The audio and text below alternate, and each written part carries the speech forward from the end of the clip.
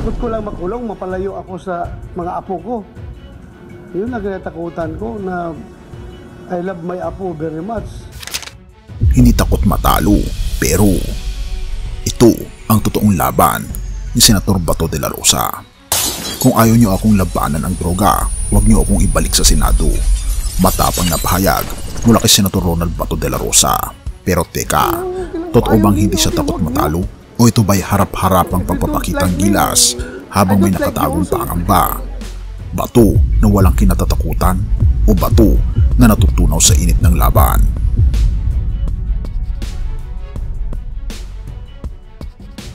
Bato de la Rosa, kilala sa kanyang matibay ng paninindigan laban sa iligal na droga, ay muling naghahangad ng pwesto sa Senado sa darating na 2025 elections. Sa kabila ng pagbagsak sa survey ratings at pagiging huli sa Magic 12, ipinakita niya ang kanyang timatinag na tapang. Hindi ako magpapalit ng prinsipyo para lang bumango sa boto, bika pa niya. Pero sa likod ng kanyang tapang, may hindi kayang ipahayag si Bato.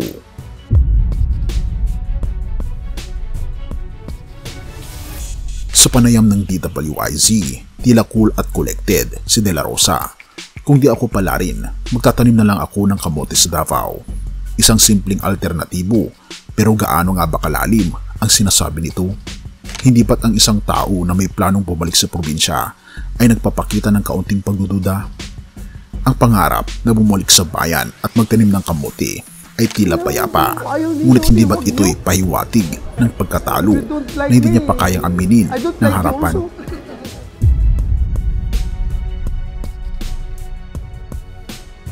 Mayroong mas malalim na dahilan kung bakit si Bato ay nasa tail end ng mga surveys. Ang mga ulat tungkol sa umano'y reward system ng war on drugs, ang masalimuot na Quad Committee investigation, at ang pagiging kritiko ng kasalukuyang administrasyon ay nagbigay ng negatibong epekto sa kanyang imahe. Ngunit sa halip na magpakumbaba, sinabi niyang, "I have to fight for what is right." Therefore, kahit nakatali sa huling pwesto, ipinapakita ni Bato na hindi niya isusuko ang kanyang laban. Ngunit hindi rin niya may tatanggi ang posibilidad na ito na ang kanyang huling kabanata sa Senado.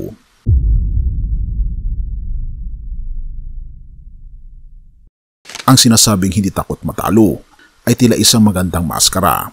Ang realidad, kung siya'y matatalo, haharap siya sa mas mahirap na laban. Ang pag-ako sa responsibilidad at pagbawi ng tiwala ng publiko. At dahil dito, mas mahihirapan siyang ipagtanggol ang kanyang sarili sa mga binabato sa kanya ng mga kaso sa panahon ng dating Pangulong Rodrigo Duterte. Ang sinabi niyang magtatanim na lang ako ng kamote ay hindi lamang isang alternatibo, kundi maaring hudyat ng kanyang kawalan ng kasiguraduhan.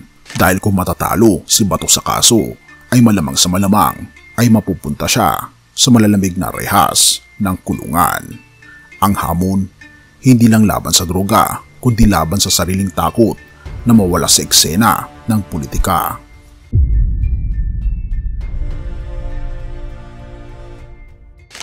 Kung sakaling bumalik si Bato sa Senado, ang tanong ay, may sapat ba siyang lakas para may panalo ang laban kontra sa iligal na droga?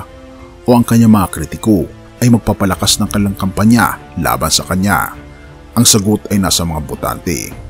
Ngunit kung may natutunan tayo kay Senator Bato, ito ay ang kanyang kakayahang magtanim, hindi lang ng kamote, kundi ng prinsipyo at paniniwala na maaaring mag-ugat ng malalim kahit sa lupa ng pagdududa. Sa dulo ng lahat ng ito, isa lang ang malinaw.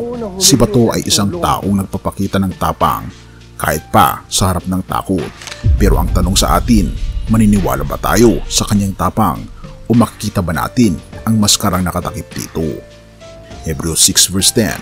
Kaya nga huwag kayong manghina o mawala ng pag-asa, sapagkat ang Diyos ang gumaganti sa bawat mabubuting gawa at hindi niya kinakalimutan ang inyong mga pagtitiis alang-alang sa Kanya. Ang talatang ito ay nagpapaalala sa atin na anumang pagsubok o laban na ating kinakaharapan, kaibigan, ang ating Panginoong Diyos ay laging nakatingin at alam niya ang ating tunay na layunin. Sa kaso ni Bato de la Rosa, ang kanyang laban sa droga at sa kanyang personal na takot ay isang paalala sa ating lahat. Ang tagumpay ay hindi lagi nasusukat sa dami ng tagahanga o boto, kundi sa tibay ng puso sa paggawa ng tama. Subalit ang pagpapakumbaba ay mahalaga. Ang pagkilala sa ating kahinaan ay hindi kahinaan mismo, kundi daan upang higit tayong tumibay sa pagtitiwala natin sa ating Panginoong Diyos. Kapag tayo nahaharap sa mga alanganing sitwasyon, tanungin natin ang ating mga sarili, ano ang ating layunin? Ito ba'y para sa ating Panginoong Diyos at sa ating kapwa o para lamang sa pansariling interes? Magsilbisan ng gabay ang talatang ito na magtiwala tayo sa ating Panginoong Diyos sa gitna ng takot at kawalang katiyakan. Purihin ang ating Panginoong Diyos at tayo manalangin. Ama naming Diyos na makapangyarihan sa lahat na nasa langit, Ikaw ang Diyos na hindi natutulog at laging nakakaalam ng tunay naming layunin. Salamat po o aming Panginoon Diyos sa inyong walang sawang pagmamahal at paggabay kahit sa mga panahong kami nagdududa o natatakot sa hinaharap. Tulungan niyo po kaming manatiling matatag sa paggawa ng mabuti kahit na ang tagumpay ay tila malayo. O aming Panginoon Diyos, ipinapanalangin namin si Senator Bato de la Rosa at lahat ng lider ng aming bayan. Bigyan niyo po sila ng karunungan, pagpapakumbaba at lakas ng loob upang magpatuloy sa laban, hindi para sa sariling kapurihan, kundi para sa kabutihan ng sambayanan. Naway makita niya ang iyong liwanag sa bawat desisyon at may pamalas niya ang tunay na serbisyong may puso at layunin. Ipinapanalangin din namin ang bawat nakakarinig at nanonood ng content na ito. Gabayan niyo po sila sa kanilang sariling mga laban sa buhay.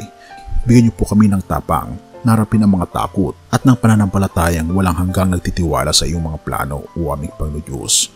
Puspusin niyo po o aming Panginoon Diyos ang aming puso ng kapayapaan kahit sa gitna ng kawalang katiyakan.